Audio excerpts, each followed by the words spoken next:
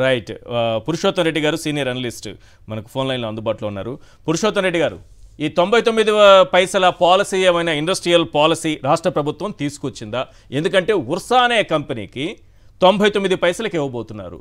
ఎందుకంటే ఆల్రెడీ టీసీఎస్కి 99 పైసలకే 21 ఎకరాలు రాసిచ్చేశారు. జీవో కూడా ఈ రోజే రిలీజ్ అయింది. ఈశ్వర్ గారు నమస్తే. నమస్తే. బేసిక్ గా నాకు అర్థం కాంటే ఏంటంటే, ఒక పారిశ్రామిక సంస్థల్ని పెట్టుబడులు ఆహ్వానించడం, ప్రభుత్వం ప్రోత్సాహాలు ఇవ్వడం సహజం, ఈ దేశవ్యాప్తంగా జరుగుతూ ఉంది. అయితే ఇక్కడ మన లక్ష్యం ఎట్లా ఉండాలి? వస్తున్న కంపెనీకి మనం పెద్ద ఎత్తున ప్రకృతి వనరులను, ప్రజల సంపదను ఇస్తున్నాము అంటే అంతకు మించిన బెటర్ పర్ఫార్మెన్స్, బెటర్ ఫలితాలు రాష్ట్రానికి, సమాజానికి రావాలి. అవును. అందుకు భిన్నంగా ఇవ్వకూడదు మొదటి అంశం. ఫ్యాషన్ కాదు కదా, పారిశ్రామిక రంగాన్ని ప్రోత్సహిస్తామని పేరుతో ఊరికి ఇవ్వడం అనేది ఫ్యాషన్ కాకూడదు. నా పాయింట్ ఏంటంటే, ఇప్పుడు టీసీఎస్ కంపెనీ ఉంది, లేదా మీరు చెప్పిన ఉల్సా కంపెనీ ఉంది. వాళ్ళు 3,000 కోట్లతో, 5,000 కోట్లతో, 10,000 కోట్లతో పెట్టుబడులు పెడతారన్నది నిజమైతే 100 కోట్ల రూపాయలు ల్యాండ్ కొనలేరా? నా పాయింట్ ఏంటంటే, 1,000 కోట్లు 2,000 కోట్లు పెట్టుబడులు పెట్టే స్తోమత ఉన్న వాళ్ళు 100 కోట్లు పెట్టి ల్యాండ్ కొనలేరా? అదే అది. కాబట్టి ఇప్పుడు నాకు వచ్చిన డౌట్ కూడా ఏంటంటే సార్, టీసీఎస్ నిజానికి 99 పైసలకు అడుగుతుందా ఎక్కడైనా? టీసీఎస్ వాళ్ళు ఏమడుగుతారంటే, మాకు మంచి సౌకర్యాలు కల్పించండి, మంచి మౌలిక వ్యవస్థలు కల్పించండి, డిస్టర్బెన్స్ లేకుండా చూడండి, మాకు అడిగిన ప్రాంతంలో ఇవ్వండి, ఇట్లా అడుగుతారే తప్ప వాళ్ళు మాకు ఉచితంగా ఇవ్వండి. ఎప్పుడు టీసీఎస్ లాంటి టాటా వాళ్ళు వీళ్ళందరూ ఇట్లాంటి వాళ్ళు కాదు. అవును. ఇప్పుడు ఉల్సాల మీద అనుమానం వస్తుంది తప్ప మిగతా వాళ్ళ మీద అనుమానంగా లేదు. కాబట్టి మీరు బేసిక్ గా ఒక ల్యాండ్ మార్క్ పెట్టుకొని మీ పాలసీ ఏంటి? ఇప్పుడు జగన్మోహన్ రెడ్డి గారు ఒక పాలసీ పెట్టుకున్నాడు, రాష్ట్రం అంతా ఒకే పాలసీ. అమరావతికి ఒకటి, తిరుపతికి ఒకటి, విశాఖపట్నంకి ఒకటి, ఊరికి ఒక పాలసీ కాదు కదా. కాబట్టి తక్కువ రేటు ఉన్న చోట ఎక్కువ రేట్లకి అమ్మి, ఎక్కువ రేటు ఉండే అవకాశం ఉన్న చోట తక్కువ రేట్లకి అమ్మడం అంటే అనుమానాలకు తావిస్తుంది. అందువల్ల ప్రభుత్వం ఓపెన్ గా చెప్పాల్సింది. నాకు మౌలికమైన ప్రశ్న అయితే, ఉల్సా కంపెనీ వాటికి 2,000 కోట్లు 3,000 కోట్లు ఉత్పత్తి చేస్తాడు అంటున్నారు కదా. 2,000 కోట్లు పెట్టేవాడికి 100 కోట్లు పెట్టేస్తానికి ఉండదా? అడుగుతున్నారంటే అర్థం ఏమిటి?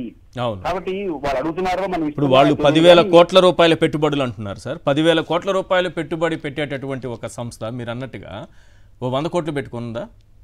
ఇప్పుడు ఆ డబ్బులు వస్తే రాష్ట్ర ప్రభుత్వానికే కదా, ప్రజలకే కదా, ప్రజల సొమ్మే కదా. అది మా కోసం ఆపేసుకోవాలి. 10,000 కోట్లు స్తోమత ఉన్నాడు నిజమే అయితే, ఇప్పుడు మరి జగన్మోహన్ రెడ్డి గారు నంబర్ ఆఫ్ ఇన్స్టిట్యూషన్ తో మాట్లాడారు, గతంలో చంద్రబాబు గారు మాట్లాడారు. ఎవరన్నా ఈ డిమాండ్ చేశారా?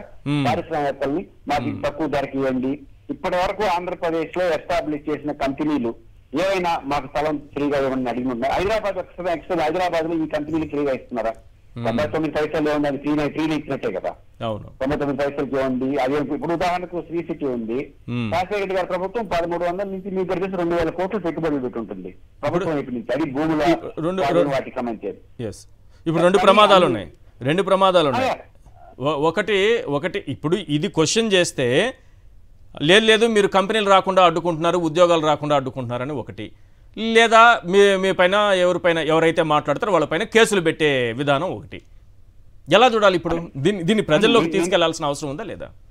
నేనేమంటానంటే, వాళ్ళు ఏం చేస్తారనే దానికన్నా ప్రభుత్వాన్ని ఏమడుగుతున్నాం, మీరు ఒక పారిశ్రామిక పాలసీని ప్రకటించండి. ఏదైనా కంపెనీలు వచ్చినప్పుడు ఒకే పాలసీని ప్రకటించి ప్రోత్సహించండి. ఎవరొద్దంటారు? పారిశ్రామిక రంగాన్ని ప్రోత్సహిస్తే ఉద్యోగాలు వస్తాయి. ఆ పారిశ్రామిక వాతావరణం ఒకే కండిషన్, ప్రకృతి సంపదను, ప్రజల సంపదను ఈశ్వర గారికి ఇస్తున్నానంటే ఈశ్వర గారి నుంచి అంతకన్నా నాకు ఎక్కువ బెటర్ లాభాలు రావాలి సమాజానికి. అది కండిషన్. ఆ కండిషన్స్ తో మీరు ఏమన్నా ఇచ్చుకోండి.